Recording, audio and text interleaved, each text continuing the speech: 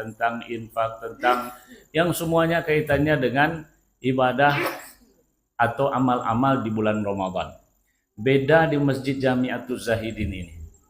Diberi tema tentang hikmah perjanjian Hudaybiyah. Sementara waktu kajian untuk kajian tarawih itu hanya 20 menit. Biasanya ini hampir 1 jam saya menyampaikannya.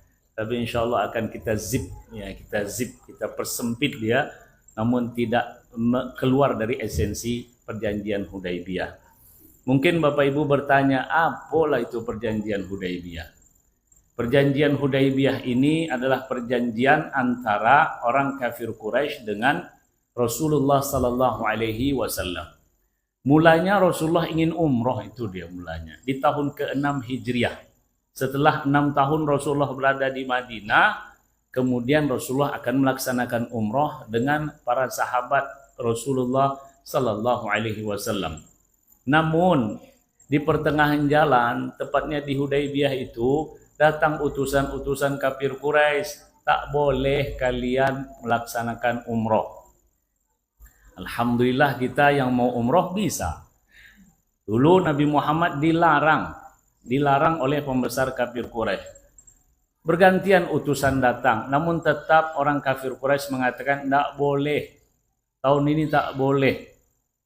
Mau pergi juga tahun depan, yaitu tahun ke-7 Hijriah. Oleh sebab itu maka terjadilah perjanjian Hudaybiyah.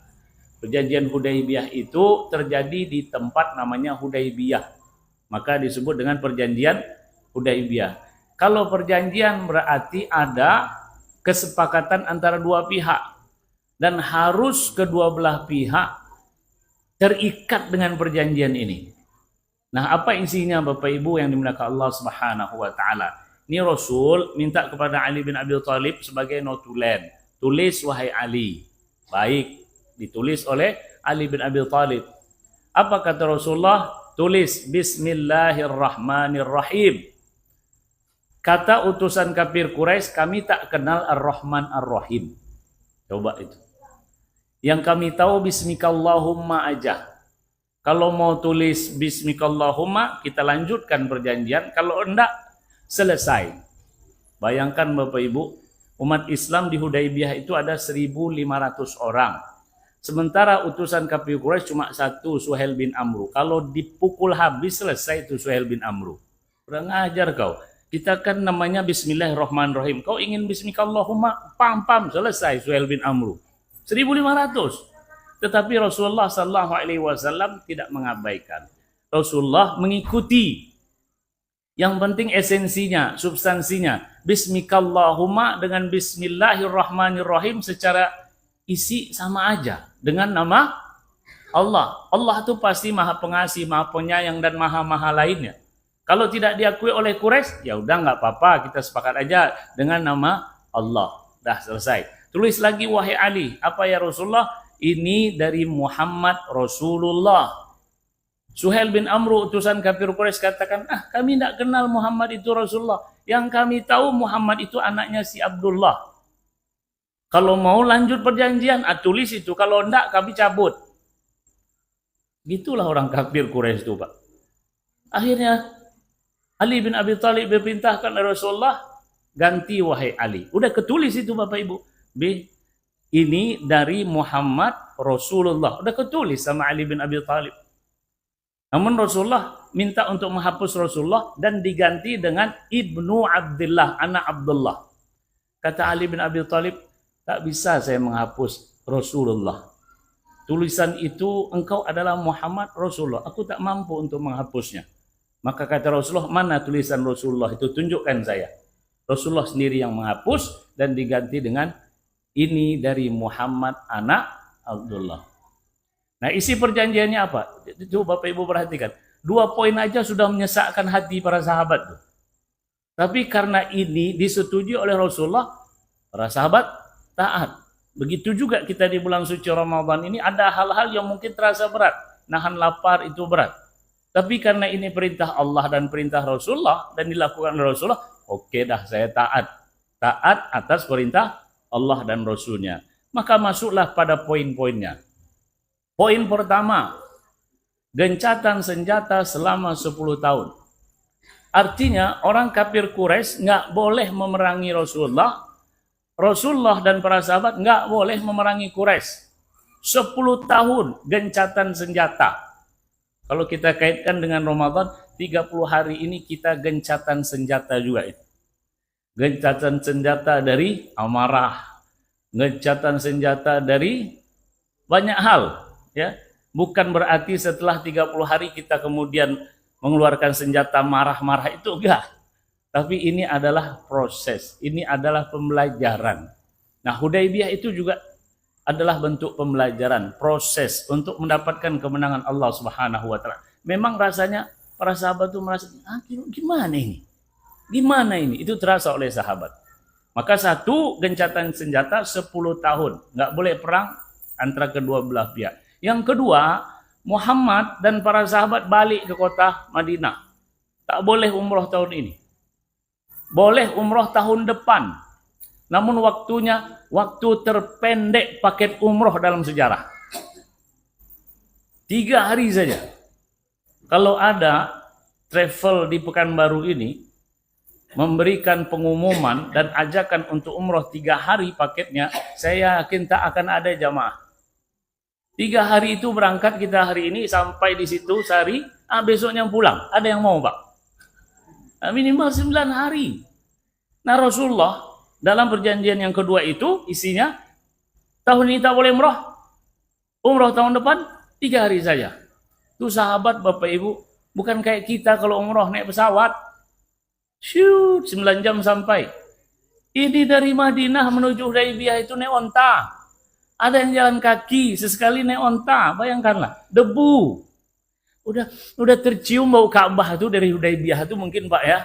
Dia disuruh pulang, nyesek itu. Tahun depan boleh, tahun puluhan kalau semua hidup, kalau mati, tidak dapat umroh. Ya kan? Itu yang kedua. Yang ketiga, ini yang tambah membuat sesak lagi bagi para sahabat. Orang Quraisy Mekah yang datang ke kota Madinah harus dikembalikan. Harus. Sementara orang Madinah yang pergi ke Mekah tak boleh dikembalikan. Coba Bapak Ibu, adil nggak tuh? Tapi Rasulullah menahan, biarlah, suka hati kalian lah, gitulah. Karena ini dianggap proses untuk kemenangan. Lalu yang terakhir, Bapak Ibu, siapa saja suku-suku Arab yang ingin berpihak kepada Quraisy silahkan, yang ingin berpihak kepada Rasulullah silahkan. Yang berpihak kepada Quraisy nggak boleh orang-orang yang di Madinah menyerang. Yang berpihak kepada Nabi Muhammad, Quraisy tak boleh menyerang mereka. Oke, deal.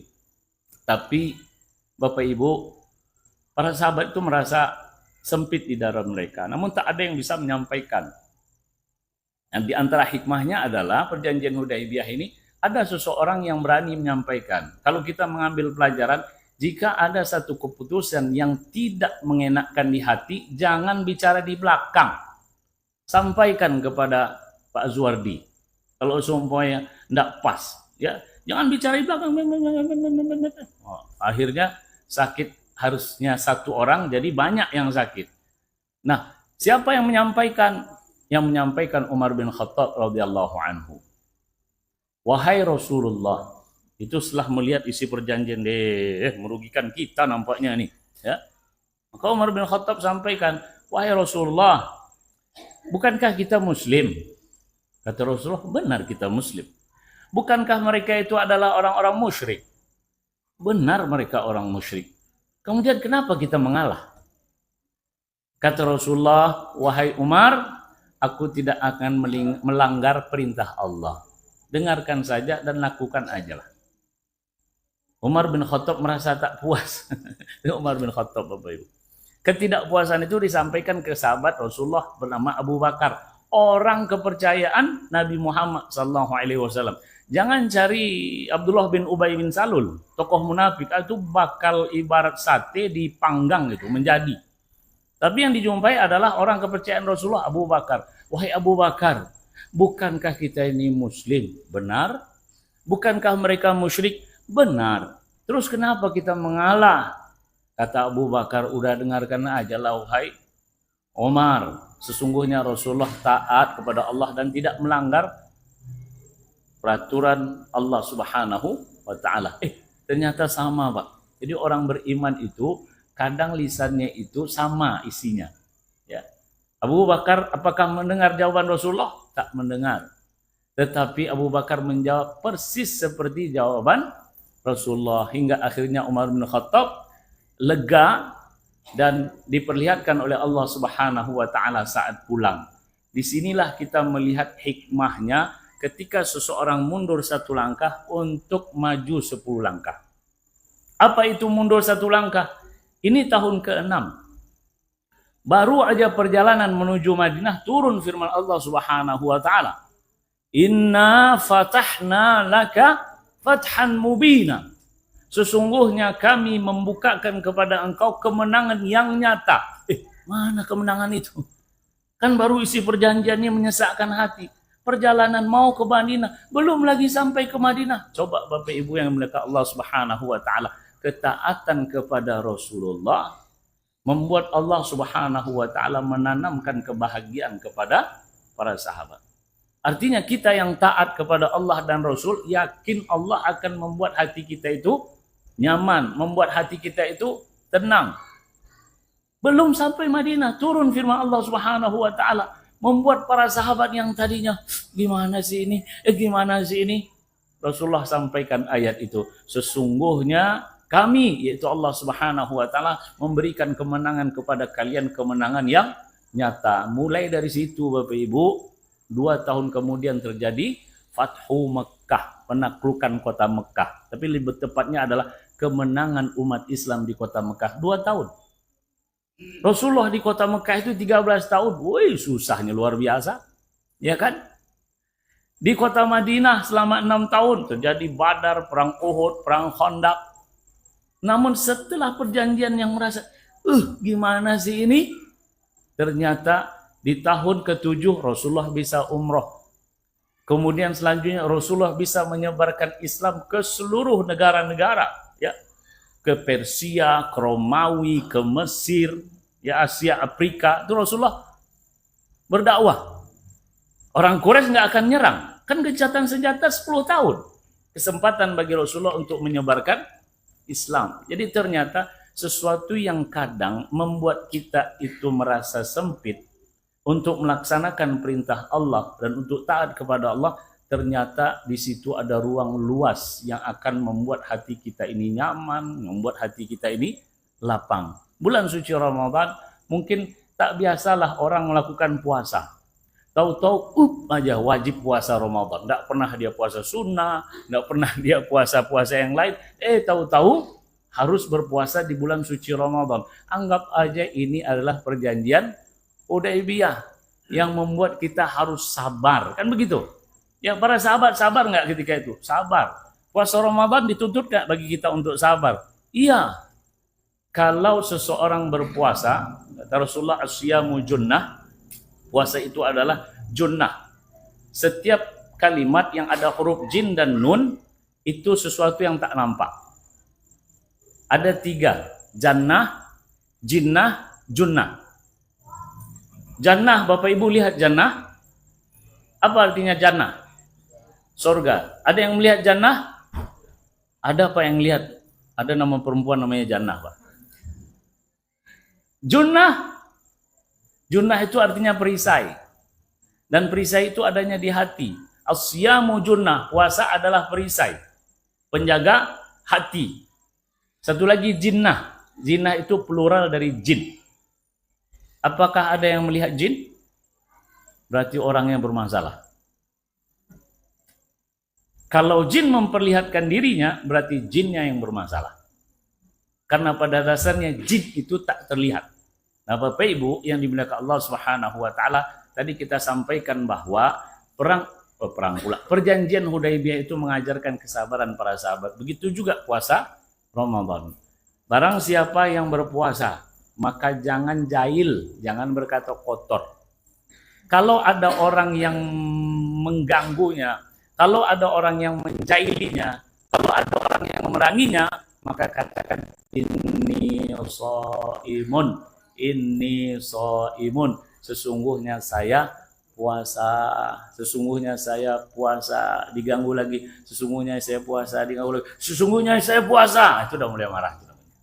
Ya, nah, ternyata hikmah dari perjanjian Hudaybiyah kenapa dipilih, memang di situ banyak sekali hikmahnya yang kalau kita kaitkan ada di bulan suci Ramadan ini. Bapak Ibu sekalian yang dimuliakan Allah Subhanahu wa taala, tahun ke-8 ya, baru 2 tahun kemudian ya terjadi pelanggaran di mana orang kafir Quraisy membantu sekutunya untuk memerangi sekutu Nabi Muhammad ataupun sekutu yang bersekutu kepada Nabi Muhammad, sehingga terjadilah apa yang disebut dengan Fathu Makkah. Ternyata sesuatu yang terasa sulit jika dilakukan dengan penuh ketaatan dan kesabaran akan membuka banyak ruang, yang itu ruang kemudahan dan ruang kemuliaan yang Allah berikan kepada kita.